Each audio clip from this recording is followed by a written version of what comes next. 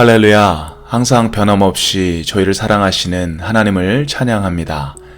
오늘도 주님의 말씀을 묵상하며 주님의 사랑 안에 모두 거하시기를 주님의 이름으로 축원드립니다.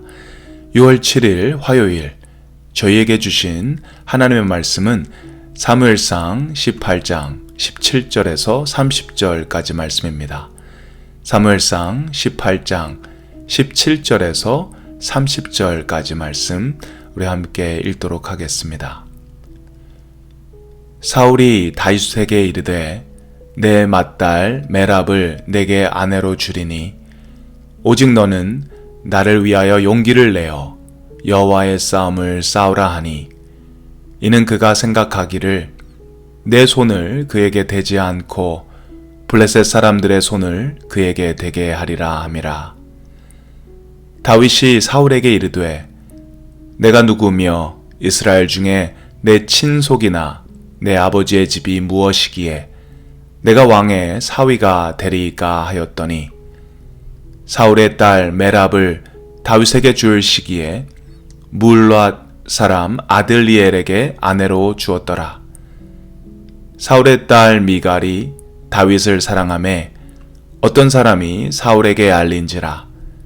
사울이 그 일을 좋게 여겨 스스로 이르되 내가 딸을 그에게 주어서 그에게 올무가 되게 하고 블레셋 사람들의 손으로 그를 치게 하리라 하고 이에 사울이 다윗에게 이르되 내가 오늘 다시 내 사위가 되리라 하니라.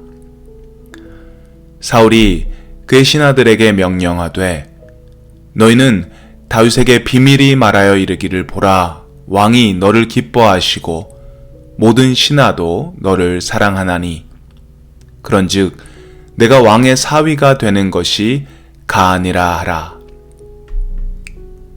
사울의 신하들이 이 말을 다윗의 귀에 전하매 다윗이 이르되 왕의 사위 되는 것을 너희는 작은 일로 보느냐?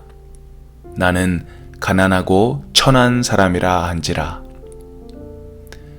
사울의 신하들이 사울에게 말하여 이르되 다윗이 이러이러하게 말하더이다 하니 사울이 이르되 너희는 다윗에게 이같이 말하기를 왕이 아무것도 원하지 아니하고 다만 왕의 원수의 보복으로 블레셋 사람들의 포피 100개를 원하신다 하라 하였으니 이는 사울의 생각에 다윗을 블레셋 사람들의 손에 죽게 하리라 함이라.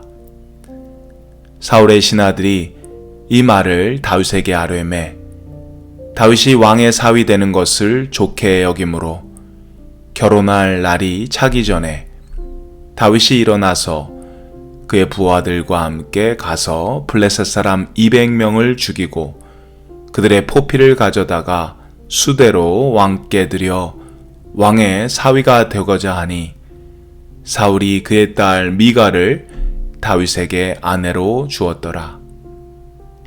여호와께서 다윗과 함께 계심을 사울이 보고 알았고 사울의 딸 미갈도 그를 사랑하므로 사울이 다윗을 더욱더욱 두려워하여 평생에 다윗의 대적이 되니라. 블레셋 사람들의 방백들이 싸우러 나오면 그들이 나올 때마다 다윗이 사울의 모든 신하보다 더 지혜롭게 행하매 이에 그의 이름이 심히 귀하게 되니라. 아멘. 오늘 본문에서 사울은 다윗에게 맏딸 메랍을 주겠다는 약속을 합니다. 그런데 사무엘상 17장 25절 말씀을 보시면 사울은 이미 맏딸 메랍을 다윗에게 줄 것을 약속했습니다. 누구든지 골리앗을 죽이면 맏딸을 주겠다고 약속을 했는데 그 약속은 지금껏 지켜지지 않았습니다. 아마 다윗이 골리앗을 죽였을 때의 나이가 결혼을 하기에는 너무 어렸을 것이라는 추측도 할 수 있겠지만 문맥상 사울이 다윗을 질투했기 때문에 의도적으로 약속을 지키지 않았다고 보는 것이 좀 더 정확한 해석인 것 같습니다. 사울은 자신이 약속을 했다는 사실조차 까맣게 잊어버린 사람처럼 오늘 본문에 또다시 딸을 주겠다는 약속을 하게 됩니다. 이번에도 조건은 있습니다. 17절 말씀에 중반절 말씀에 그 조건이 나와 있는데요. 오직 너는 나를 위하여 용기를 내어 여호와의 싸움을 싸우라. 이것이 조건입니다. 이렇게 하면 맏딸 메랍을 주겠다고 합니다. 그런데 여기에는 사울의 아주 사악한 계략이 숨겨져 있습니다. 그것은 다윗이 블레셋과 전쟁을 하다가 전쟁터에서 죽게 하려는 음모입니다. 어제 본문에서는 창을 던져서 다윗을 죽이려고 했습니다. 그런데 오늘은 아주 교묘한 방법으로 다윗을 살해하려고 하는 것입니다. 창을 던진 것은 우발적인 행동입니다. 그런데 전쟁터로 다윗을 보내서 죽게 하는 것은 고의적인 행동이죠. 사울이 갑자기 화가 나서 그도 모르게 우발적으로 다윗을 죽이려고 창을 던진 것도 악한 것이지만 다윗을 죽이기 위해서 고의적으로 치밀하게 계획을 세우는 것은 더욱 악한 모습입니다. 여기서 사울의 죄가 커져가는 모습을 볼 수 있습니다. 처음에는 시기와 질투였지만 그것이 분노로 변하고 그래서 우발적으로 창을 던집니다. 이번에는 그를 죽일 계획을 세웁니다. 사울 안에 죄가 계속해서 번져가고 커져가는 그런 모습을 볼 수 있습니다. 사울은 다윗을 죽이려는 이 계략을 가지고 다윗을 유인합니다. 그럴 때 다윗은 어떻게 반응을 하죠? 18절 말씀입니다. 다윗이 사울에게 이르되 내가 누구며 이스라엘 중에 내 친속이나 내 아버지의 집이 무엇이기에 내가 왕의 사위가 되리이까 하였더니 다윗은 골리앗을 죽인 전쟁 영웅입니다. 민심은 사울이 죽인 자는 천천히요 다윗은 만만이라고 하면서 다윗을 사울보다 더 높이 칭송했습니다. 다윗은 충분히 왕의 사위가 될 수 있는 그런 자격이 있는 사람이었습니다. 그런데도 다윗은 내가 누구며 내 아비의 집이 무엇이기에 내가 왕의 사위가 되리이까 라고 대답을 합니다. 한 주석가에 따르면 다윗의 반응은 사울의 제의를 거절했다기보다 그의 제의를 겸손하게 받아들이는 그런 표현이라고 합니다. 한국에도 그런 문화들이 있죠. 예를 들면 어르신들이 돈을 줄 때 바로 받지 않고 일단은 3번은 거절을 하는 그런 문화가 있죠. 어떤 일을 잘해서 칭찬을 받을 때 바로 네 감사합니다 하는 것보다 아닙니다 좀 많이 부족합니다 이렇게 이야기하는 것이 겸손한 반응이다라고 하는 그런 문화들이 있습니다. 다윗의 표현도 그와 같은 그런 겸손한 표현이라고 할 수 있습니다. 제가 부족합니다. 제가 많이 자격이 없습니다. 하지만 겸손하게 당신의 제안을 받아들이겠습니다. 라는 표현이라고 할 수 있습니다. 그런데 바로 다음 절인 19절에 보시면 사울의 딸 메랍을 다윗에게 줄 시기에 무올라 사람 아들리엘에게 아내로 주었더라. 사울의 딸 메랍을 다윗에게 줄 시기에 이 말의 뜻은 그 여권의 성숙을 표현하는 말입니다.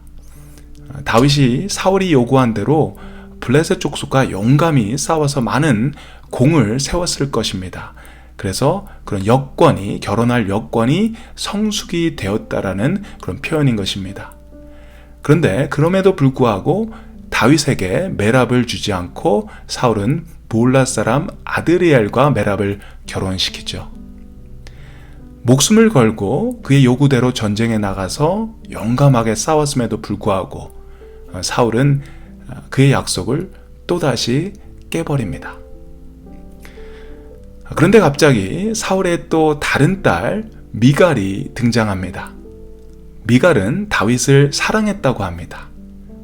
이 소식을 전해 들은 사울이 이것을 또 이용하죠. 21절 말씀입니다.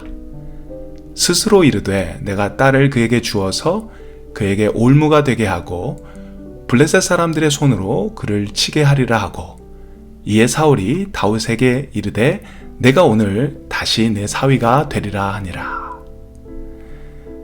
자기 딸의 그 순수한 사랑을 교묘하게 이용해서 또다시 다윗을 죽이려는 계략을 꾸밉니다. 내가 오늘 다시 내 사위가 되리라 하니라. 또 한 번 다윗을 유혹하는 것입니다. 이번에도 조건이 있습니다. 이번에 조건은요, 블레셋 사람들의 포피 100개를 원한다고 합니다. 포피가 뭐죠? 남자 생식기의 그 포피를 이야기하는 것입니다. 포피를 벤다는 것은 할례를 행한다라는 의미인데요. 지금 사울이 블레셋 사람들에게 하나님을 믿게 하고 할례를 행하자라는 것이 아닙니다. 그들을 죽이고 포피를 가지고 오라는 것입니다. 사람을 죽이고 옷을 벗기고 포피를 베는 것, 생각만 해도 굉장히 끔찍한 일입니다. 이런 일을 하는 것은 블레셋 사람들에게는 엄청난 모욕감을 주는 것이죠. 그런데 그것을 골리앗을 죽인 다윗 보고 하라고 하는 것입니다. 그러면 블레셋 사람들에게 다윗은 정말 공공의 적 넘버 원이 되는 것입니다. 그러면 다윗이 전쟁에서 죽을 확률이 훨씬 더 높아지게 되는 것이죠. 이것이 사울의 또 다른 계획인 것입니다. 그의 죄가 점점점 더 커지고 견고해지는 그런 모습을 보게 됩니다. 그런데 사울의 계획은 결국 실패하죠. 오히려 다윗은 전장에서 죽지 않고 살아 돌아옵니다. 승리해서 돌아옵니다. 포피를 100개가 아닌 200개를 가지고 돌아옵니다. 그때 사울은 어쩔 수 없이 미갈을 다윗에게 아내로 주게 됩니다. 그리고 그때 사울은 하나님께서 다윗에게 함께 하신다는 것을 깨달았습니다. 근데 문제는요, 그것을 깨달았음에도 불구하고 사울은 주님께 돌아오지 않았습니다. 29절 말씀, 사울이 다윗을 더욱 두려워하여 평생의 다윗의 대적이 되니라. 다윗을 더더욱 두려워하고 이제 평생 대적 원수로 삼는 것입니다. 다윗을 시기하고 질투하고 약속을 계속해서 어기고 다윗을 죽이려는 계획들을 계속해서 세웠습니다. 오늘 본문에서 나온 사울의 모습은 정말 밑바닥의 모습을 보여주는 것 같습니다. 사울과 대조해서 다윗의 모습은 어떠죠? 다윗은 사울이 그를 시기하고 질투하고 약속을 계속해서 어김에도 불구하고 다윗을 죽이려는 많은 계획들을 세웠음에도 불구하고 다윗은 사울에게 불평 한마디 없이 그가 시키는 일들을 계속하게 됩니다. 사울의 신하로서 그에게 충성을 다하는 모습을 보여줍니다. 사랑하는 성도 여러분, 우리 삶 가운데 사울과 같은 사람들이 있을 수 있습니다. 참 못된 사람, 악한 사람, 아무리 이해하려고 해도 이해가 안 가는 사람, 나를 시기하고 질투하고 거짓말하고 배신하고 의도적으로 우리를 힘들게 하는 그런 사울과 같은 사람들을 우리가 만날 때가 있습니다.